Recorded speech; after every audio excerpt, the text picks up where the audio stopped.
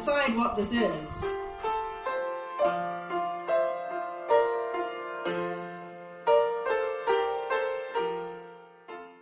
Look.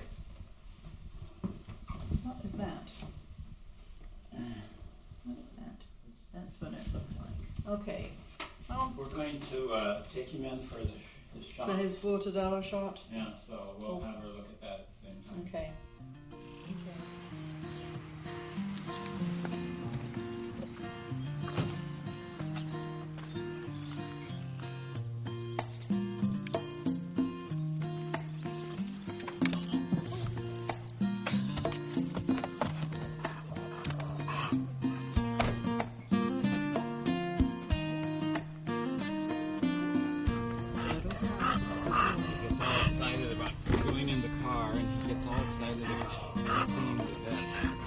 Taking you to the vet. We're taking you to the vet. You'd like to go to the vet. There's a nice lady there. Oh, look, he's scrambling. It's nice. You'd like the vet, remember? It's an adventure. It's an adventure. You always like it. Yeah. And they'll love you there. There were about 12 or 14 of these pups. They all looked alike. They all looked like little fur balls. And they were all piled up just in a heap. And we looked at them and we picked one of those pups. I don't know if we ended up with the same one we initially picked or not. I'm not sure how we would be able to tell. And he was just a little ball of fur. And we brought him home. And we thought of several names. So we picked Neville. But we had Nigel and Neville and George, because I thought George would be fun. We were looking for non-dog names, and so we practiced, George, don't do that.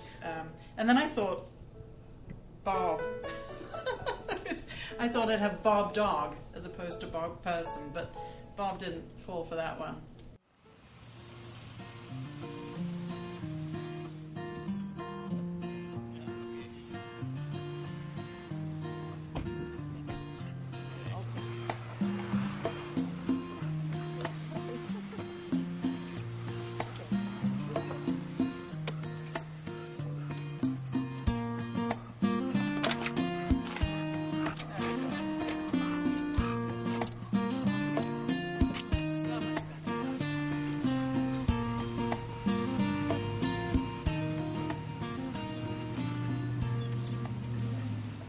First we had him in the kitchen because he wasn't house trained, and we put him in a big wire crate. That's where he was supposed to learn to sleep. But he made it clear he didn't like being in there alone. So several nights I slept with him in this dog crate. He did. That's true. Do you remember you said, there's just one thing. You asked me to marry you and you said there's just one thing, we're going to have dogs. Oh gosh, that's a deal breaker. I'm terrified of dogs. Maybe I shouldn't marry him. I could have said snakes.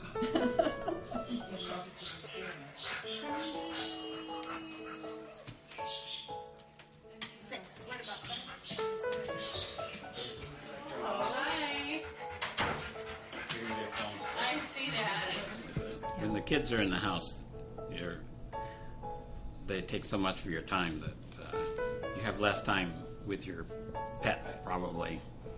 But then the pet gets attention from the 4 kids. people. Yeah. So now we have, we probably spend more time with Neville because the kids aren't here. And he only has the 2 of us to get attention from. This was before the children left home, but I had a very stressful job before the one that I have now.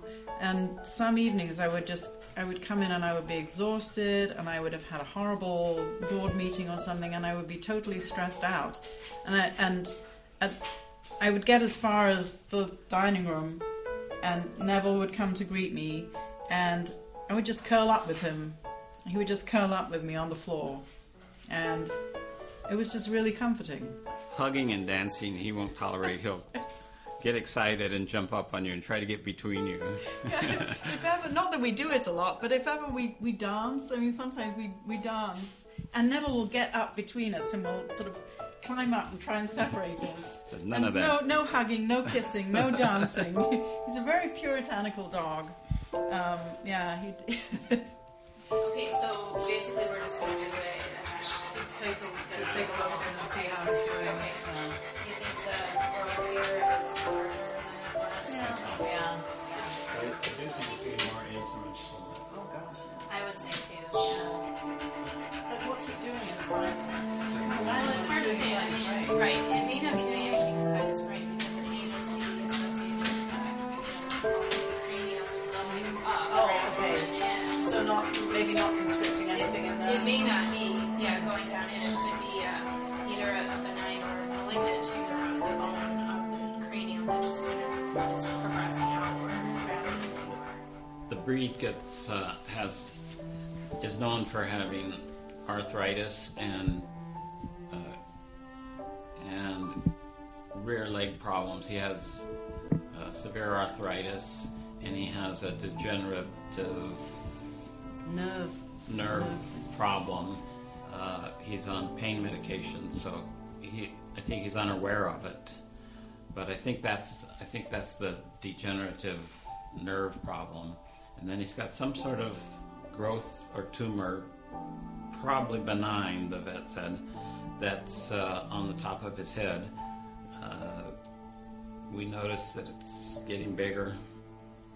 I first noticed that he was having problems last summer, and there was one point where I took him out in the morning and he just sat in the driveway and I couldn't move him.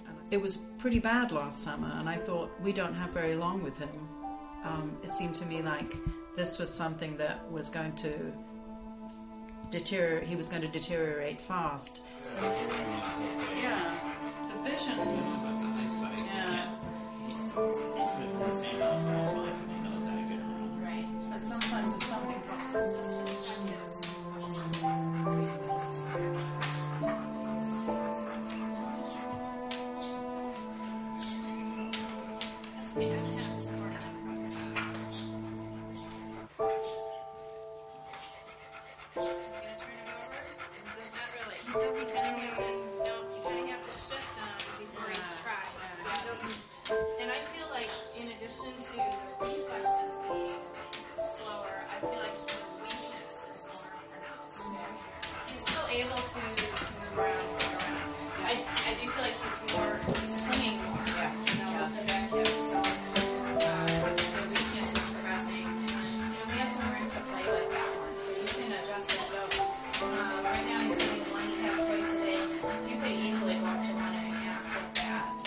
Seems to be enjoying life the same way he always did.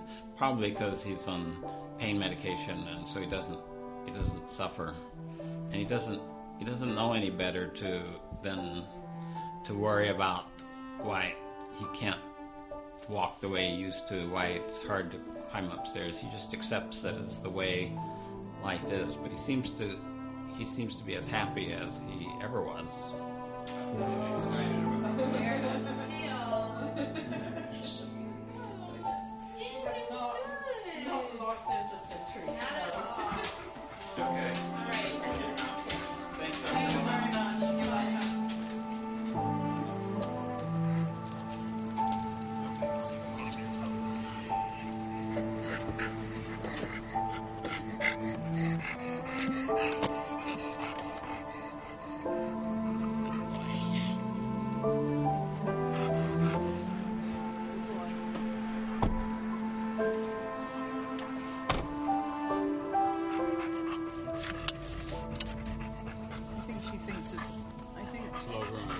Slow-growing and benign, maybe. Slow-growing, anyway. And I've told her already with Neville that at some point, we need their guidance as to how he might be feeling, and I kind of trust her to help us make that call, don't you, Bob?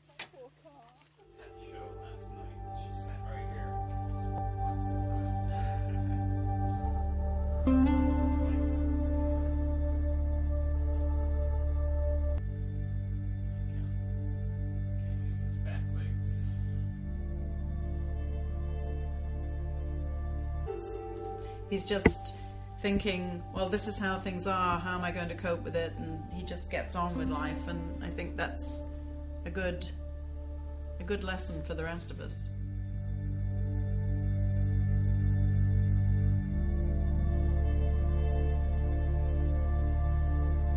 If we ever get the sense that he's really not enjoying life, whenever that is, whether it's next week or 6 months from now, then we'll start having some difficult decisions to make. Eventually, when you have a pet, you have to, with your vet's help, you have to make that decision. Yeah. We don't want to let him go. We don't want to let him go, but we don't want him to suffer either. We don't know what he thinks. We don't know anything about, well, we don't know a lot about what's going on in his brain. You have this connection, that you create this bond. It's really quite remarkable. A very, very strong bond, and it's not like a bond with a human being. We haven't discussed whether we would... Neville, here I am stroking him and discussing whether we're going to cremate him or not. But we haven't discussed that, but I'm thinking maybe we will have his ashes to bury.